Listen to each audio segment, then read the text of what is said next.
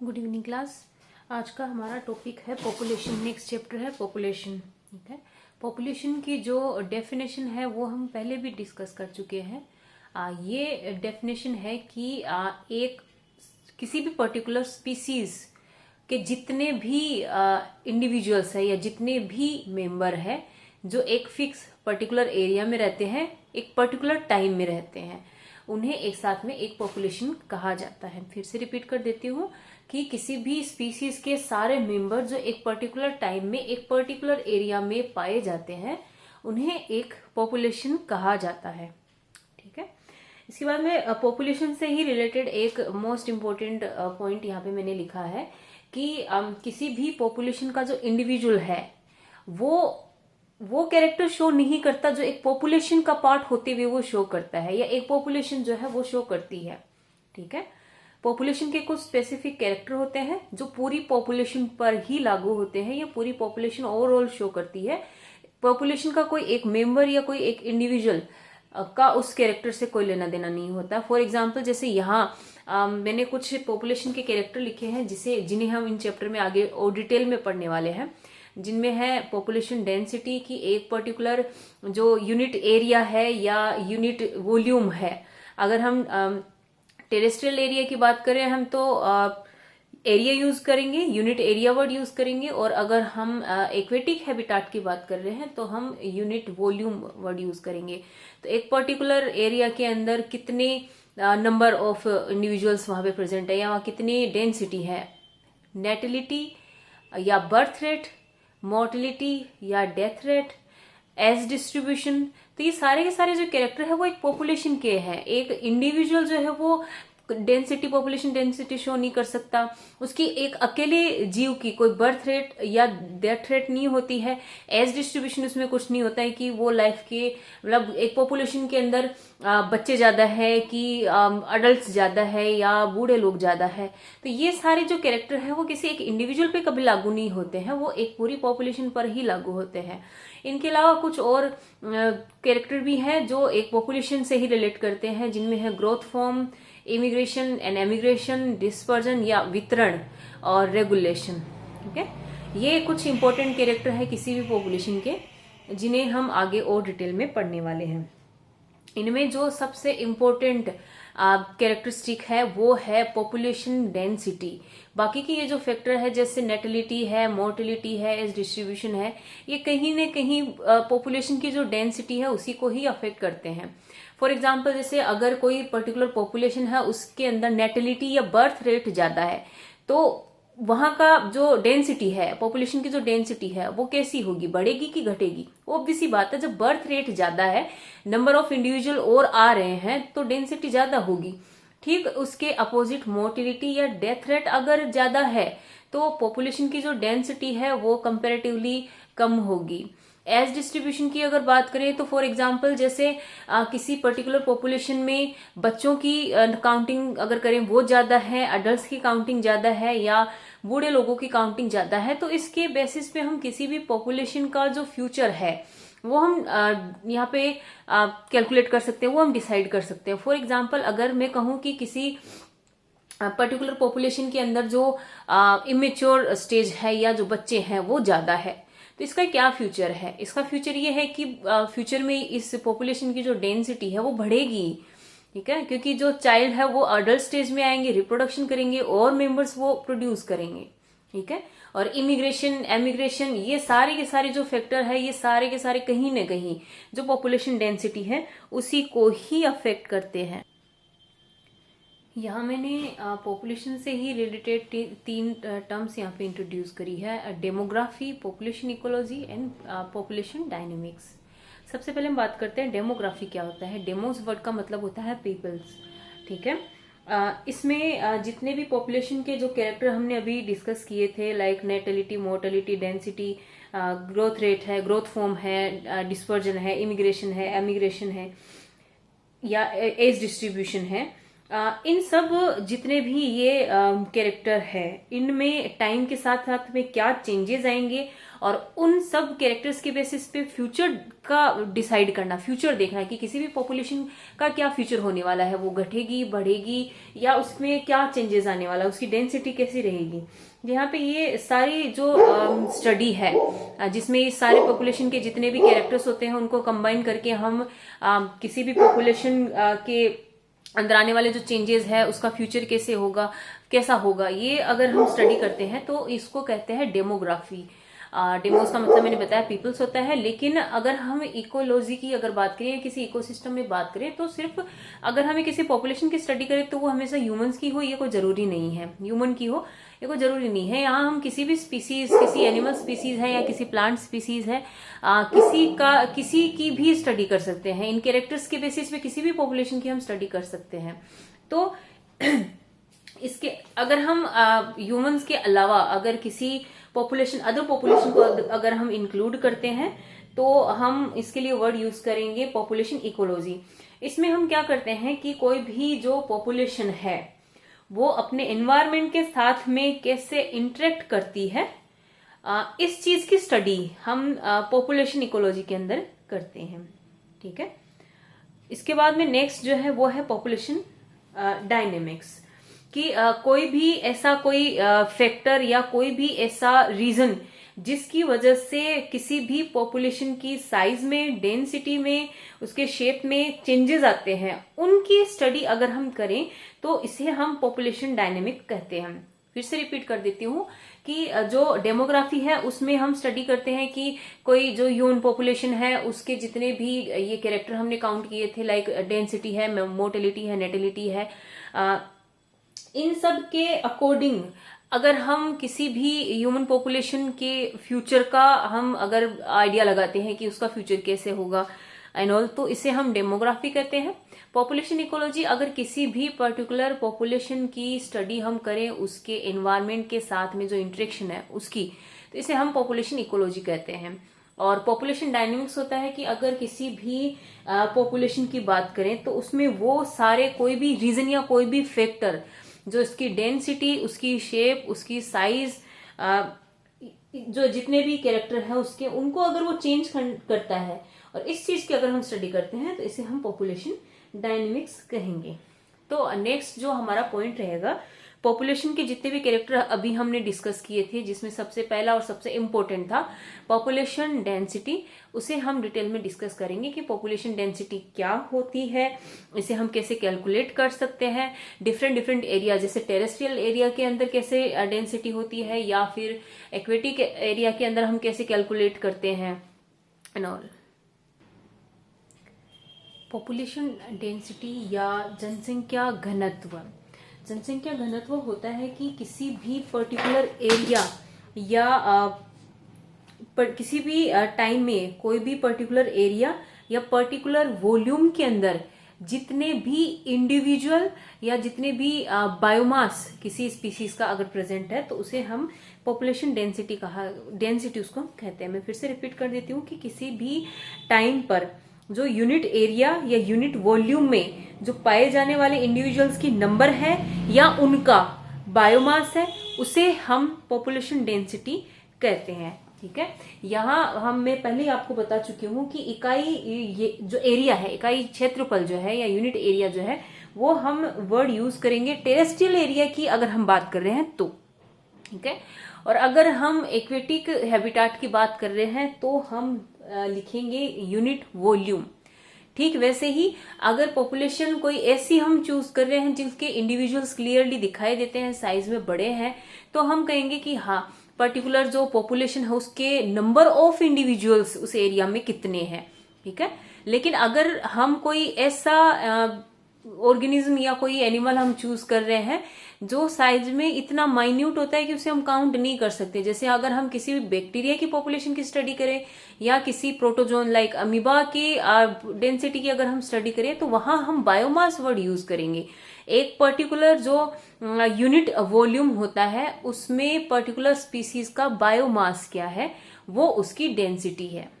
ठीक है, for example यहाँ पे किसी भी पॉपुलेशन की डेंसिटी को कैसे काउंट करते हैं तो इसका एक एग्जांपल मैंने यहाँ दे रखा है। जैसे सपोज किसी ग्रासलैंड या घास के मैदान की बात करें तो वहां पर लगभग 1200 ब्लैक बक्स या काले हिरण वहां पे प्रेजेंट है। और एरिया, पूरे एरिया की अगर हम बात करें जिसमें ये 1200 ब्लैक बक्स प्रेजेंट है, तो वो है 5 वर्ग किलोमीटर का एरिया। तो यहाँ पे इनकी डेंसिटी कितनी होगी? यहाँ पे डेंसिटी होगी टोटल 1200 बाय अगर 500 हम करें तो यहाँ पे पॉपुलेशन की डेंसिटी हमें मिल जाएगी। ठीक है, total number of individual by total area. तो 1200 जो ब्लैक बक्स है उसके अकॉर्डिंग अगर हम एरिया को देखें तो यहाँ पे 240 जो ब्लैक बक्स है वो एक पर वर्ग किलोमीटर में देखने को मिलेंगे। इसके अलावा अगर हम एक और इम्पोर्टेंट चीज डिस्कस करें तो वो ये है कि किसी भी पर्टिकुलर एरिया की अगर हम बात कर रहे हैं, जैसे हम किसी ग्रासलैंड की बात करें तो ग्रासलैंड में भी कई आपको वैरायटी देखने को मिल जाएगी। जैसे कहीं लंबी घास है तो कहीं आपको छोटा सा पॉन्ड देखने को मिल जाएगा, कहाँ पे जमीन नम है, कहीं पे ज्यादा गीली है, या कहीं पे बड़े पेड़ है, कहीं पे छोटी घास, छोटे जो पेड़ पौधे हैं वो आपको देखने को मिल रहे हैं। तो एक बड़े से ग्रासलैंड में जब आपको छोटे छोटे हैबिटाट बने हुए दिख रहे हैं तो ऑब्वियस सी बात है कोई भी जो स्पीसीज है वो पूरे एरिया के अंदर इक्वली डिस्ट्रीब्यूटेड नहीं होगी, पूरी इक्वल या समान रूप से वितरित नहीं होगी। वो उनका कोई एक फेवरेट एरिया होता है जिसमें वो रहते हैं। तो अगर किसी भी पॉपुलेशन की डेंसिटी अगर हम काउंट कर रहे हैं तो यहाँ हम इस चीज का ध्यान रखते हैं कि पॉपुलेशन पूरे एरिया में भी कहाँ पर्टिकुलर रहती है। तो अगर हम किसी पॉपुलेशन की डेंसिटी कैसे कैलकुलेट करते हैं, इस के यहाँ पे 2 मेथड मैंने लिखे हैं और वो इस बेसिस पर है कि इंडिविजुअल का उस एरिया में डिस्ट्रीब्यूशन कैसा है, इस पर ये आधारित होता है।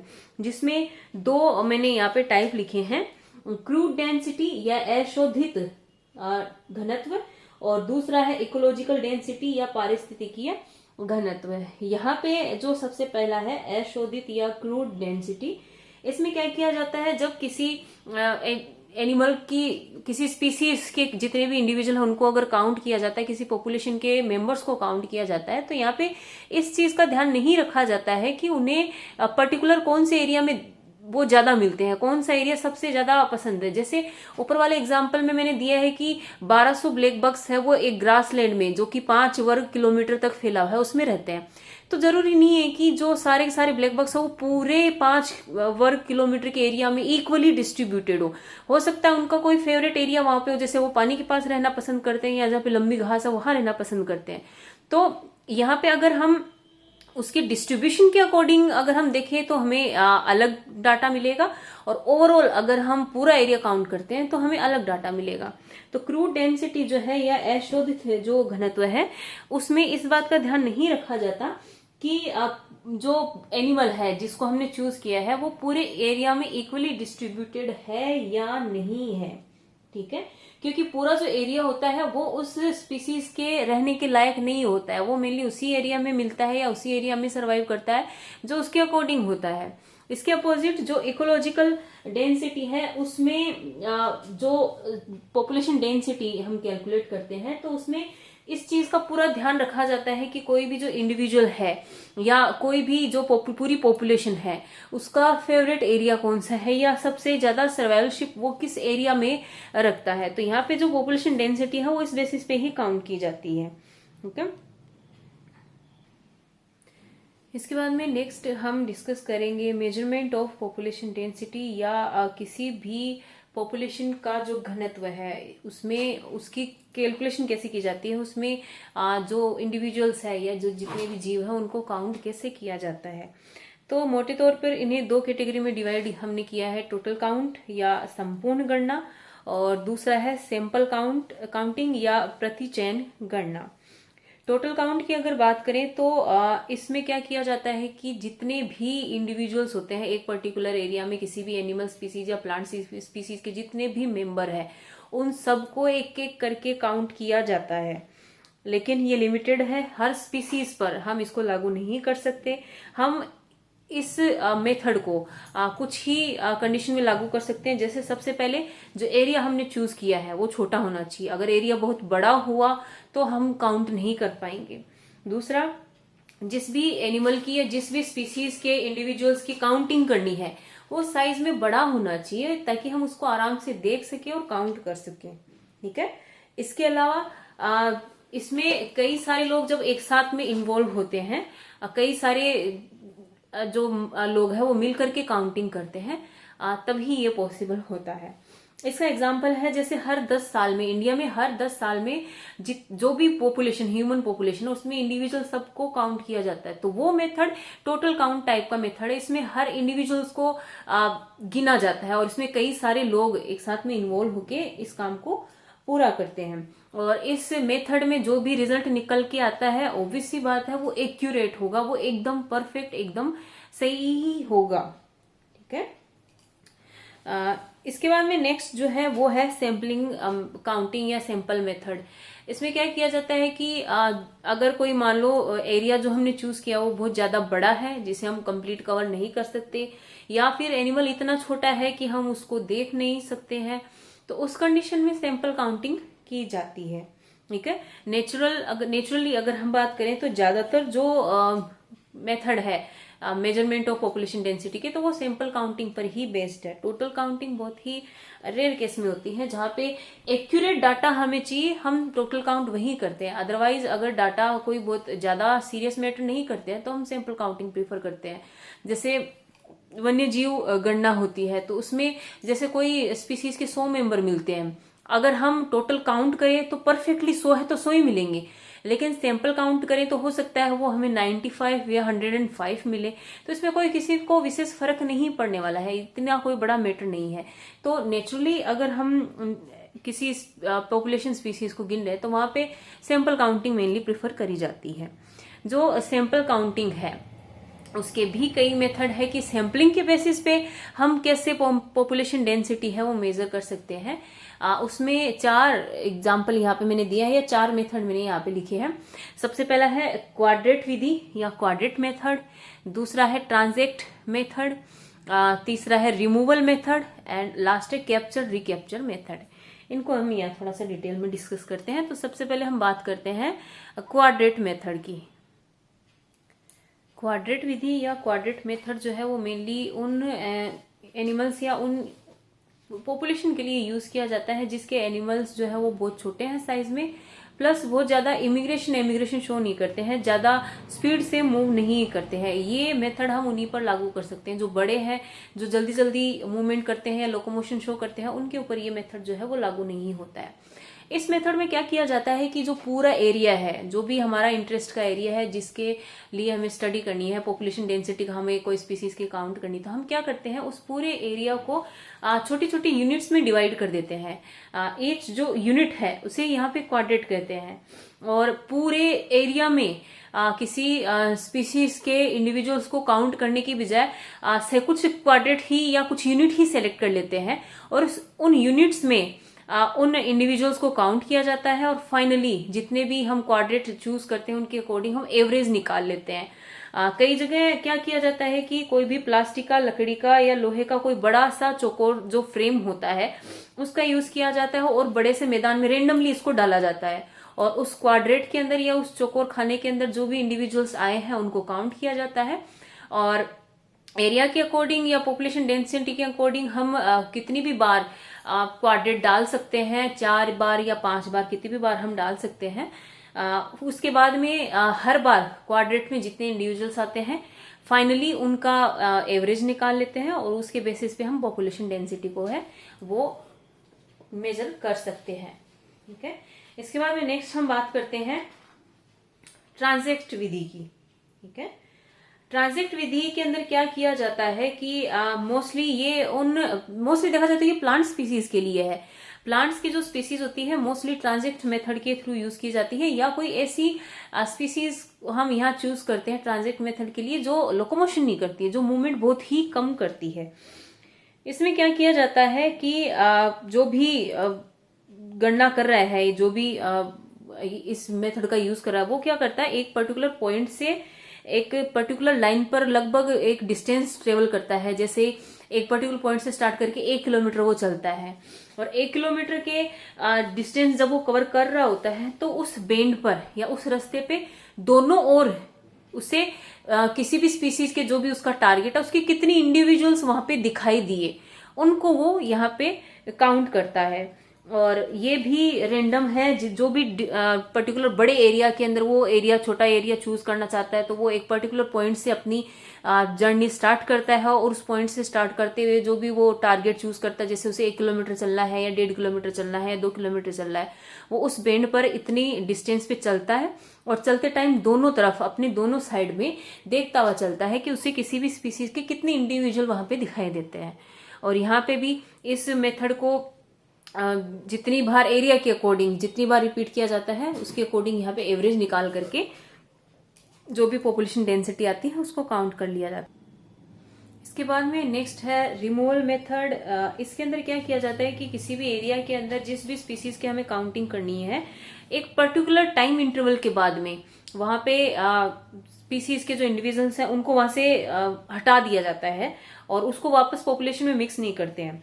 और हर एक टाइम ड्यूरेशन जो भी हमने डिसाइड करी उसके बाद, हर अंतराल के बाद हम वहां पे जाते हैं और उसी टाइम ड्यूरेशन के साथ वहां पे जो इंडिविजुअल्स प्रेजेंट है, हमारी जो टारगेट स्पीसीज के उसके इंडिविजुअल्स जितने भी हमें वहां पे मिलते हैं उनको हम वहां से परमानेंटली या टेम्पररी जो भी है हम उनको वहां से हटा लेते हैं। और यहाँ पे हम एक ग्राफ का फॉर्मेशन करते हैं जिसमें एक्स एक्सिस की अगर बात करें तो जितने बार भी हमने टोटल एनिमल्स हमने पकड़े हैं, फर्स्ट बार में जैसे 50 पकड़े हैं, दूसरी बार में हमने मान लो 10 और पकड़े हैं तो टोटल 60 हो गए। तो एक्स एक्सिस पे तो जितने टोटल हमने अब तक पकड़े हैं 5 बार में या 6 बार में जितने टोटल हमने पकड़े हैं उनको एक्स एक्सिस पे वहां पे लिखा जाता है। और वाई एक्सिस पे हर बार में हमने कितने पकड़े, जैसे एक बार में सबसे पहली बार में हमने 100 पकड़े, दूसरी बार में हमने 10 पकड़े, तीसरी बार में हमने 30 पकड़े, ऐसे करके यहाँ पे ग्राफ का फॉर्मेशन किया जाता है। ठीक है, लेकिन इसमें कुछ पॉइंट्स है जिनका ध्यान रखना जरूरी है। जैसे अगर बार बार हम ये रिमूवल मेथड यूज करें तो यहाँ पे जो टाइम ड्यूरेशन है, 2 बार जब हम इस सैंपल का यूज करते हैं, इस मेथड का यूज करते हैं तो 2 टाइम के बीच में ज्यादा गैप नहीं होना चाहिए, क्योंकि अगर गैप हुआ तो हो सकता है एनिमल्स है वो इमिग्रेशन शो करे या रिप्रोडक्शन के थ्रू अपनी पॉपुलेशन जो डेंसिटी है उसको वो बढ़ा ले, तो यहाँ पे डिस्टर्बेंस हो जाता है। और ये जो मेथड है वो जो संकटग्रस्त जातियां हैं उनके ऊपर इसको अप्लाई नहीं किया जा सकता। कई सारे एनिमल होते हैं बहुत डेलिकेट होते हैं, बहुत नाजुक होते हैं, तो यहाँ रिमूवल मेथड के अंदर उनको नुकसान पहुंच सकता है, उनकी क्षति हो सकती है, मर सकते हैं। तो यहाँ पे मोस्टली उन एनिमल्स को चूज किया जाता है जिनको अगर हम उनके हैबिटाट से हटा ले और वापस ना भी डाले तो कोई फर्क नहीं पड़ता है। जैसे केकड़े है, लोबस्टर है, या जितने भी ये प्रॉन है, फिशेज है, इनको अगर हम इनके हैबिटाट से हटाते हैं तो हम वापस डाले तो डाले, नहीं डाले तो कोई दिक्कत की बात नहीं, क्योंकि ये एडिबल है, इनको खाया जाता है।